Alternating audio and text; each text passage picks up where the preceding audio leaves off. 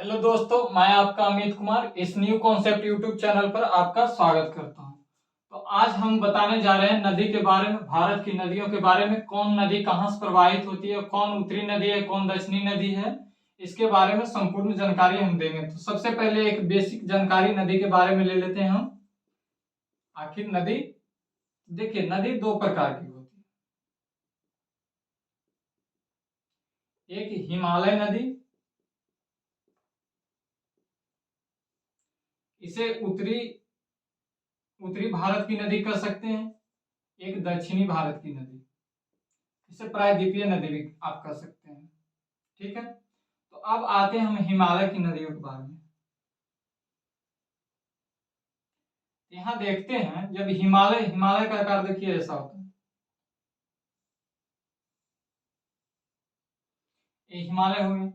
अब जैसे जैसे आप पृथ्वी की सतह से ऊपर जाइएगा तो तापमान घटते जाता है, और तापमान जैसे जैसे मतलब ऊपर जाएगा वैसे उस तापमान घटते जाएगा। तो एक 2-2.5 किलोमीटर ऊपर जाने पर क्या होता है कि तापमान कमने लगता है, जिसके कारण यहाँ बर्फ जमने लगते हैं। तो बर्फ, वही बर्फ फिर पिघलने लगता है। पिघलते पिघलते जैसे उसके साथ फिर पर्वत का मतलब पत्थर भी पिघलने लगता है। तो यहाँ पर आकर के पत्थर का जो कण, छोटे छोटे कण होते हैं, यहाँ पर आकर के जमने लगते हैं। और यहाँ जब जमने लगते हैं तो एक मतलब धीरे धीरे आ रहा है यहाँ पर। तो यहाँ पर एक ऐसा भी आकार का बनाते हैं। और फिर वही जब मट्टी मिलती है, मिट्टी मिलती है तो एक बड़े भी आकार का निर्माण करते हैं।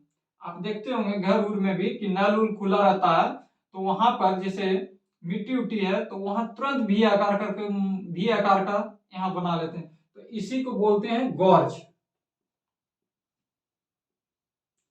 जब यहाँ पर मिट्टी मिट्टी के आगे अगर जो यहाँ पर बालू रेत होगा तो और ज्यादा भी आकार का बनाएंगे। तो इसे कहते हैं कैनियन।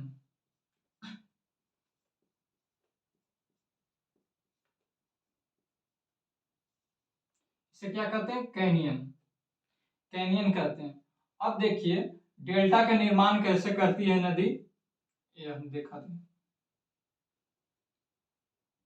डेल्टा का निर्माण ऐसे करती है कि जैसे एक पर्वत हुआ, फिर यहां से ये एक नदी आई, जैसे समतल मैदान हो गया।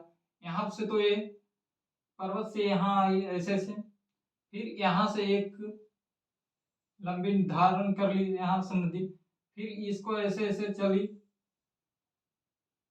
तो यहाँ जो जिग जैग जहाँ मोड़ बनाती है, जैसे पूरा एकदम जिग जैग जैसे दिखाते हैं आपको।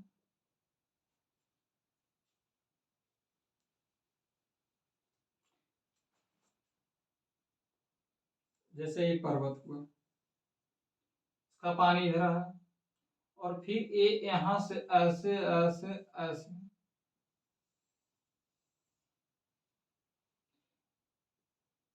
ये तो यहाँ से आ रही है चलते पानी इधर से। जब ये समुद्र के किनारे जब पहुंचने लगती है तो ज्यादा एकदम जिगजैग करने लगती है, मतलब टेढ़ा मेढ़ा। जब ये देखिए ये समुद्र हो गया, तो यहाँ से बहुत सारे मतलब वो निकल जाते हैं, ये ऐसे ऐसे अनेक धाराओं में बढ़ जाते हैं। जब समुद्र में मिलने की होती है तो ऐसे ऐसे इधर समुद्र हो गया ये आपका। तो ये जो डेल्टा आकार करके देखिए, जो ऐसा आकार का जो चित्र बना रही है, तो इसे डेल्टा कहते हैं। जैसे जो कि एक ग्रीक शब्द है, आप मैथ में पढ़े होंगे डेल्टा। तो यही डेल्टा का निर्माण करती है। ये डेल्टा हो गया आपका।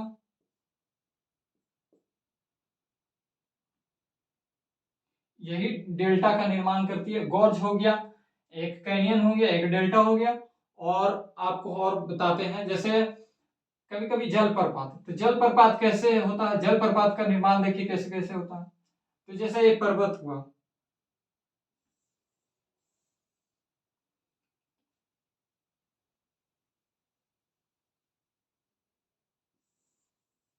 जैसे ये पर्वत हुआ, तो पर्वत हुआ तो इसमें जैसे ऊपरी हिस्सा का जो भी मतलब पत्थर है वो कठोर है, और निचली हिस्सा का है जो मुलायम है, मतलब उतना उतना कठोर नहीं है, लेकिन इसमें क्या होता है, पानी आते आते आते आते इसमें अथी हो जाता, मतलब छेद कर देता। छेद करते करते जो यहाँ से निकल जाते हैं, जैसे यही पहाड़ से, मतलब गुफा गुफा का ये या पहाड़ से, मतलब यहाँ से निकल जाते, तो इसी को जलप्रपात बोलते हैं। ये हो गया आपको जलप्रपात।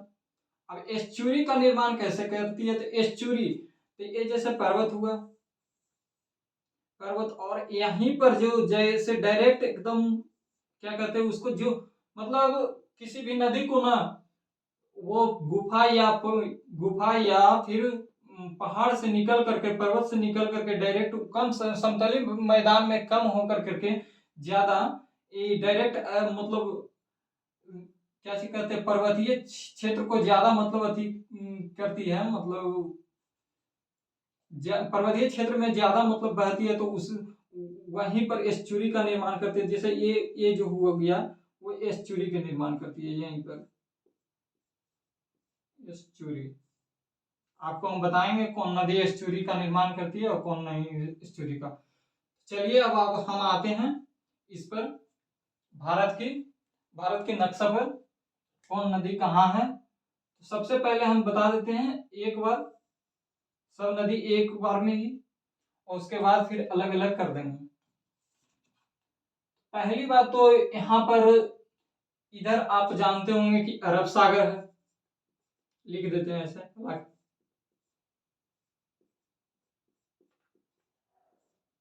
अरब सागर हो गया आपका। ये बे ऑफ बंगाल, बंगाल की खाड़ी,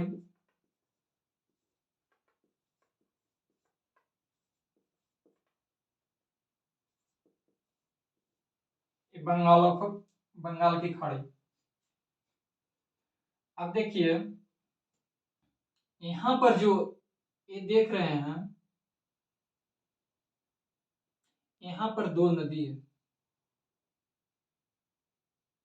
देखिए भारत की प्राकृतिक बनावट ही ऐसा है, जो कि एक एक बात और, ये उत्तर हुआ, ये दक्षिण हुआ,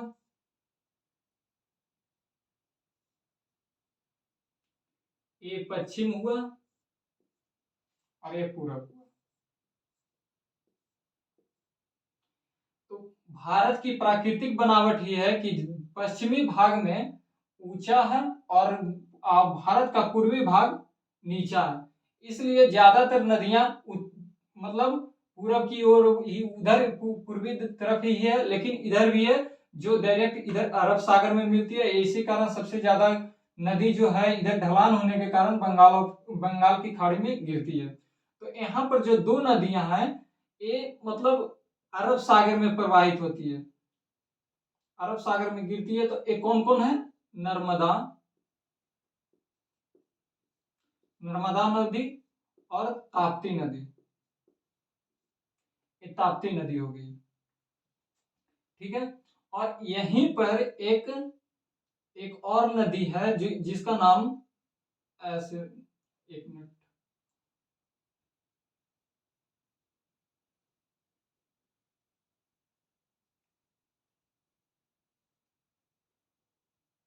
ये आपको नर्मदा हुई, और यहीं पर एक और नदी है जो ऐसे है, यहाँ से कौन रेखा यहाँ से एक रेखा गुजरती है, उसे बोलते हैं कर्क रेखा।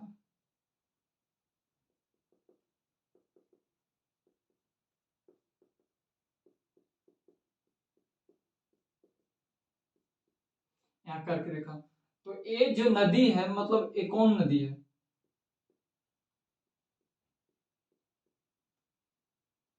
ये माही नदी है। माही नदी जो है, जो कर्क रेखा को दो बार काटती है। मतलब आपसे पूछेगा, ये इंटरनेशनल लेवल पर भी है, ये नहीं कि भारत में, ये विश्व में भी, पूरे विश्व में कर्क रेखा को दो बार अगर जो कोई कोई नदी काटती है, तो वो कौन है, माही नदी।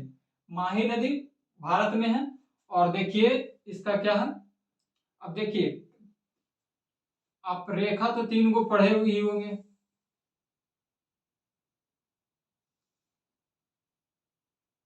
मकर रेखा,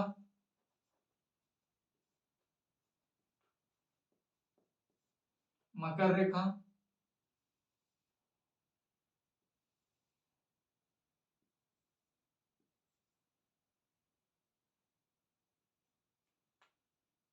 विषुवत रेखा,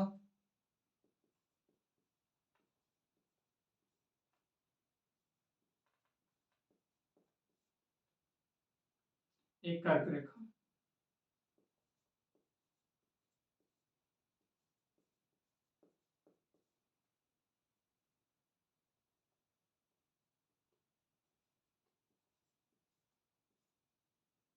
एक कर्क रेखा, एक मकर रेखा होगा।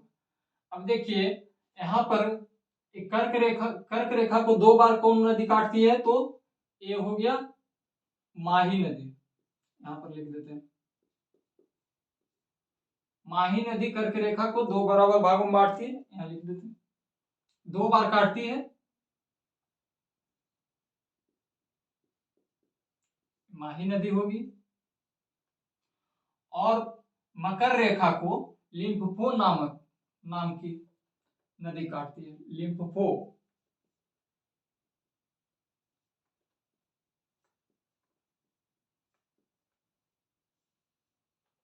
याद रखिएगा। और विषुवत रेखा को दो बार कौन कौन काटती है, तो कांगो रिवर,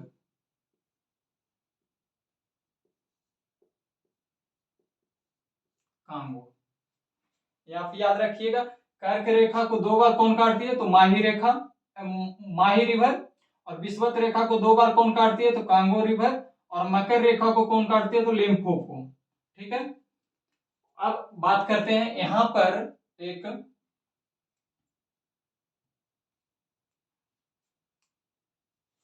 यहां पर एक लूनी नदी है, लूनी, लूनी नदी है जो अरावली के पास है। और एक इसमें मतलब इसका पानी में सोडियम क्लोराइड ज्यादा पाया जाता है, और इसीलिए ये इस पानी मतलब इसका पानी खारा होता है, थोड़ा हल्का। अब देखिए यहाँ तो ये हो गया। अब फिर यहाँ पर आपको एक नदी है, इस नदी का नाम है पेरियार,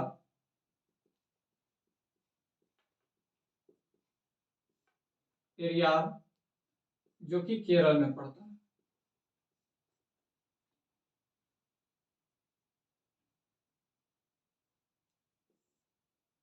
और एक ये यहाँ पर कर सकते हैं, यहाँ पर एक मांडवी है।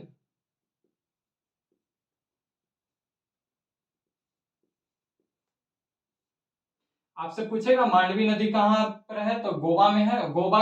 और मांडवी नदी का सहायक नदी क्या अनुसार है, तो जुआरी, जुआरी नाम है। मांडवी नदी का सहायक नदी कौन सा, जुआरी नदी। तो ये आपको हो गया। फिर इधर से देखिए आप, इधर से एक सिंधु नदी आती है, जो कि अरब सागर में ही गिरती है। ये हो गया आपका सिंधु, ये अरब सागर में गिरती है। और इसके फिर बताएंगे इसकी सहायक नदियां, इसकी सहायक नदियां 5 है। और फिर इधर आप देखिए, तो इधर आपका है, इधर ये हो गया महानदी,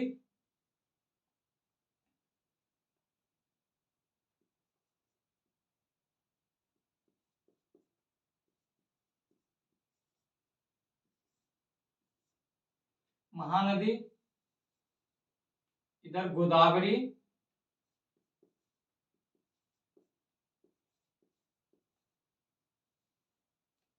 गोदावरी, कृष्णा, कृष्णा रिवर, इधर कावेरी,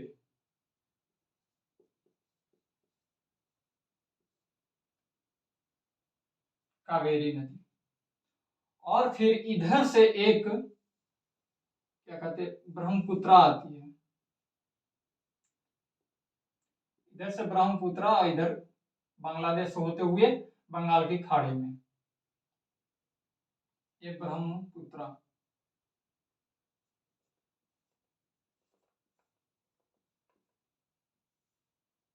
देखिए एक बार देख लीजिए। और फिर यहाँ ये जो आपका हुआ एक गंगा रिवर हो गया,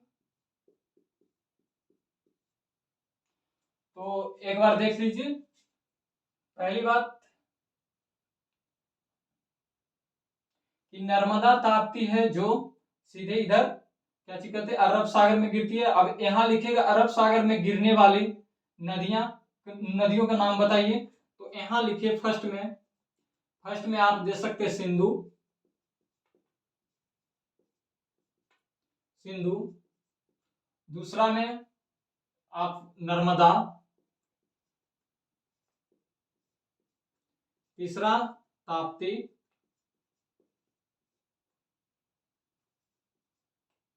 चौथा माही।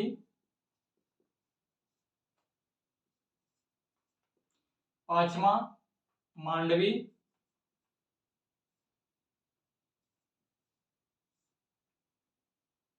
और छठा छठा आप पेरियार दे सकते हैं, पेरियार जो कि केरल में है। ठीक है, इतना नदी।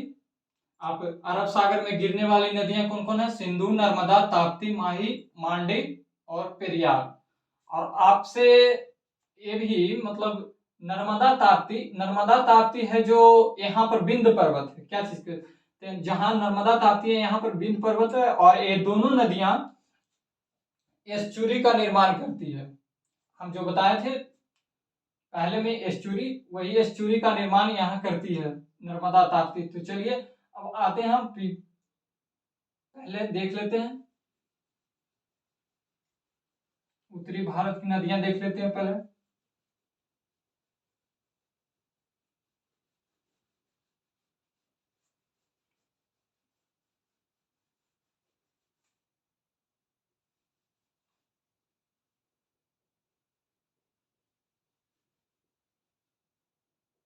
उसके बाद दक्षिणी भारत की नदियां देखेंगे।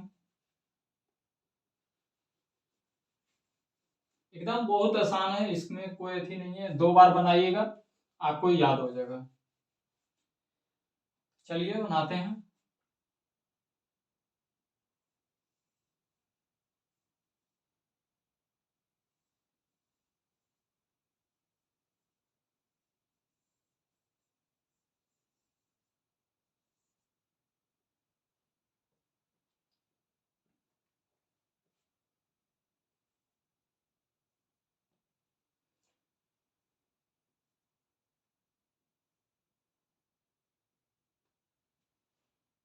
यहाँ पर तो नर्मदा होगी, ये तो हो ही गया। एक नर्मदा, एक ताप्ती। यहाँ पर माही थी, यहाँ पर लूनी जो कि खारा पानी का। अब देखिए इधर से एक सिंधु नदी आती है, इसको जरा गौर से देखिएगा, मतलब ये इंपोर्टेंट है। सिंधु नदी हुई, ये सिंधु नदी। और सिंधु नदी के देखिए सहायक नदी कितनी है? तो एक तो सिंधु नदी की यहां से अप्लाई है,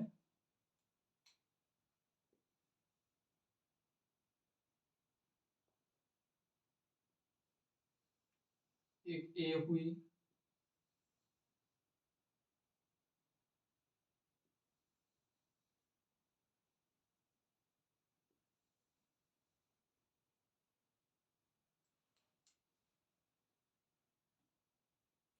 एक झेलम हुई,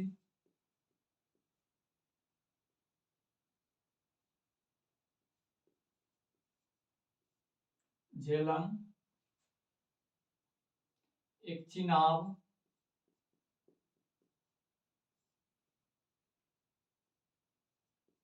एक रावी, एक ब्यास।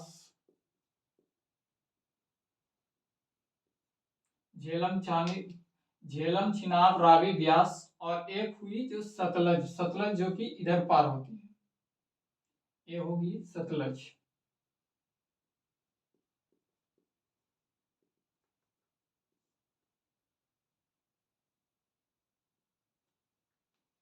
ठीक है, देखिए सिंधु नदी की 5 सहायक नदी, झेलम, चिनाब, रावी, ब्यास, सतलज, और ये सब आकर के यहाँ मिलती है। एक ब्यास ही है जो इधर बाहर नहीं जाती है, मतलब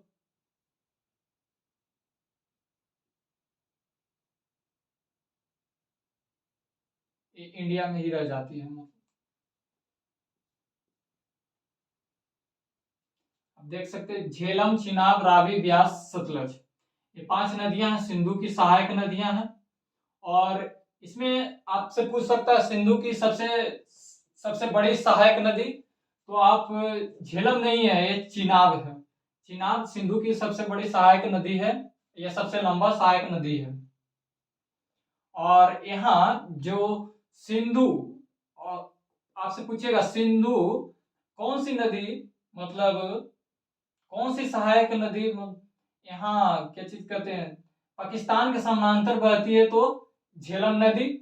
और आपसे एक प्रश्न ये भी पूछ सकता है कि सिंधु नदी और सतलज नदी पाकिस्तान के किस स्थान पर मिलते हैं या किस जगह पर मिलते हैं, उस उसको मतलब उस जगह का नाम बताइए। तो उस जगह का नाम है मिथन कोट। मिथन कोट हो गया, ये इतना हो गया। और फिर ये देखिए, ये ब्रह्मपुत्र, ब्रह्मपुत्र ऐसे आती है, ऐसे गिरती, इस नदी का नाम हो गया ब्रह्मपुत्र।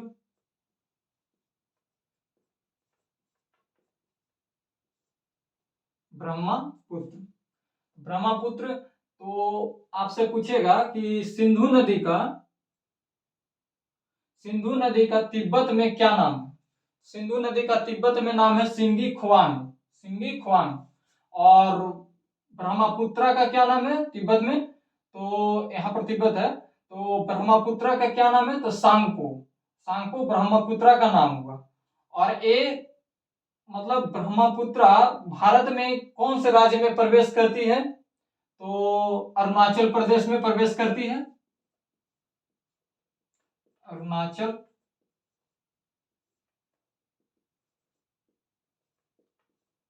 अरुणाचल प्रदेश में प्रवेश करती है। और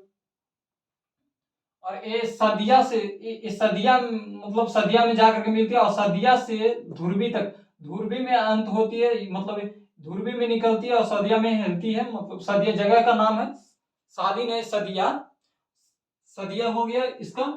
और फिर क्या चीज कहते हैं, सदिया, और ये धुरवी में निकलती है, इतना हो गया। और फिर आगे देखिए इसका, ये तो इतना कंफर्म हो गया, याद हो गया। और एक चीज और पूछ सकता है कि हिमालय पार की 2 नदियां कौन कौन सी है, तो एक सिंधु हो गई और एक सतलज हो गई। ठीक है, इससे इतना ही क्वेश्चन बनता है। और आप देख सकते हैं कि नर्मदा ताप्ती जो कि एस्चुरी का निर्माण करती है, वो अरब सागर में मिलती है, माही भी अरब सागर में मिलती है। माही 2 बार करके रेखा को काटती है, और 2 बार विषुवत रेखा को कौन काटती है, तो विषुवत रेखा को कांगो काटती है, कांगो रिवर। और क्या चीज कहते हैं, मकर रेखा को, तो मकर रेखा को लिम्फोफो काटती है। वो सब आगे बताएंगे। अब देखिए, ये तो दक्षिण भारत, ये उत्तर भारत की होगी। अब दक्षिण भारत की नदियों के बारे में देखते हैं।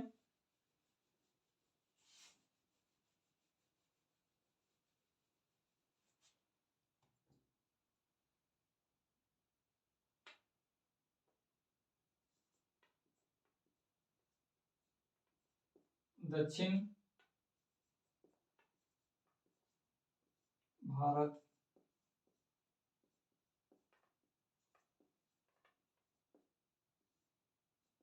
दक्षिण भारत की नदियां,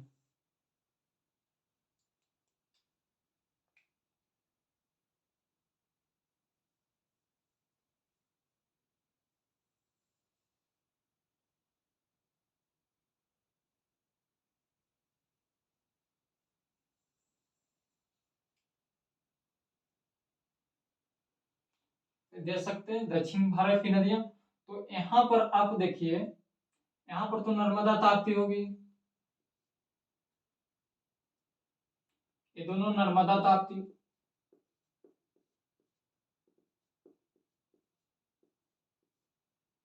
जो कि अरब सागर में गिरती है, एस्चुरी का निर्माण करती है। तो यहाँ पर माही नदी होगी, विषुवत रेखा को दो बराबर भागों में काटती है। और यहाँ पर देखिए, यहाँ पर कौन नदी हुई, पेरियार, ऐसे है,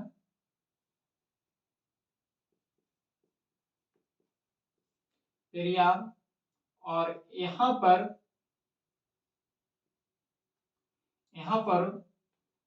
क्या चीज कहते हैं, मांडवी।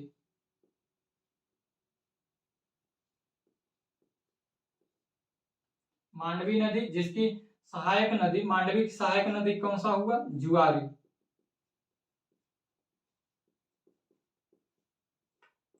मांडवी की सहायक नदी जुआरी हो गई। और फिर यहाँ पर देखिए, यहाँ पर एक महानदी है, ये महानदी हो गई। दूसरा में यहाँ पर गोदावरी है,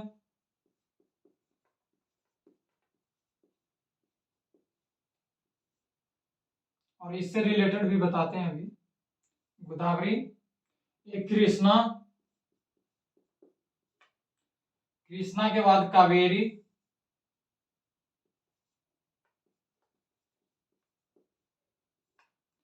कावेरी नदी होगी। तो आप देख सकते हैं, महानदी, महानदी के बाद गोदावरी, गोदावरी के बाद कृष्णा, कृष्णा के बाद कावेरी। तो आप गोदावरी को दक्षिणी मतलब दक्षिणी भारत की सबसे बड़ी या लंबी नदी कौन सी है, तो गोदावरी नदी है। और ये दक्षिणी भारत की गंगा किसे कहा जाता है, तो गोदावरी नदी को कहा जाता है। क्योंकि यहाँ पर जो नासिक है, यहीं पर पड़ता है, नासिक में मेला लगता है। तो वही उसी कारण, क्योंकि अधिकांश मतलब कुंभ का मेला 4 जगह लगता है भारत में, जिसमें 3 जगह गंगा नदी या उसकी सहायक नदियों के किनारे लगता है। और इसी कारण गोदावरी को मतलब दक्षिणी भारत की गंगा कहा जाता है, गोदावरी नदी को। और अब कृष्णा, कृष्णा और कावेरी, कावेरी जो कि जल के लिए बहुत उपयोगी माना जाता है, इसका जल विवाद भी हमेशा लगा रहता है। इसके साथ क्या चीज कहते हैं, तमिलनाडु के साथ इसका जल विवाद हमेशा कृष्णा और कावेरी का दोनों का चलता रहता है। तो ये इतना ही है। और पेरियार तो ये हो ही गया आपका। जुआरी, जुआरी इसकी सहायक नदी है, जो कि गोवा में है, लिख देते हैं गोवा में। और एक केरल में है, केरल में है। आपका हो गया यही, बस इतना ही था। और एक बात और, दक्षिणी गंगा का देखिए,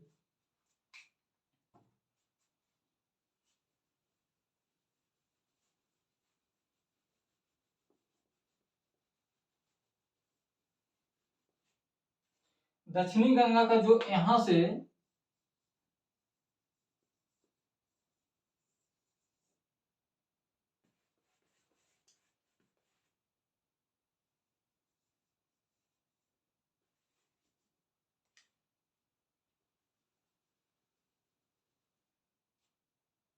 मतलब जो ऐसे जैसे गंगा हो गया, गंगा, गंगा की सहायक नदी, सबसे बड़ी सहायक नदी यमुना होगी, एक गंगा हो गई। गंगा की सबसे बड़ी सहायक नदी यमुना, और यमुना की सहायक नदी आपसे केन,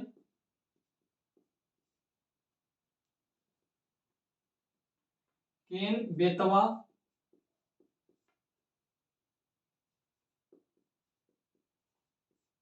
केन, बेतवा, चंबल। और एक कौन सा हुई, यमुना नदी। पिछले वाले वीडियो क्लास में गंगा के नदी के बारे में हम ऐसे बता चुके हैं फुल डिटेल के साथ, ये हो गया। अब आपसे पूछेगा दक्षिणी भारत की सबसे बड़ी सहायक नदी या गंगा की सबसे बड़ी सहायक नदी कौन सी है, तो यमुना नदी। दक्षिणी का नहीं, उत्तरी का। दक्षिणी का सबसे बड़ी सहायक नदी कौन सा हुआ, तो गोदावरी। दक्षिणी भारत की गंगा किसे कहा जाता है, तो गोदावरी नदी को कहा जाता है। बस ये आज कंप्लीट हुआ, दक्षिण भारत की नदियां और उत्तरी भारत की नदियां, पूरे भारत के, और भी आगे वीडियो लाएंगे। ठीक, धन्यवाद। प्लीज चैनल को सब्सक्राइब कर दें।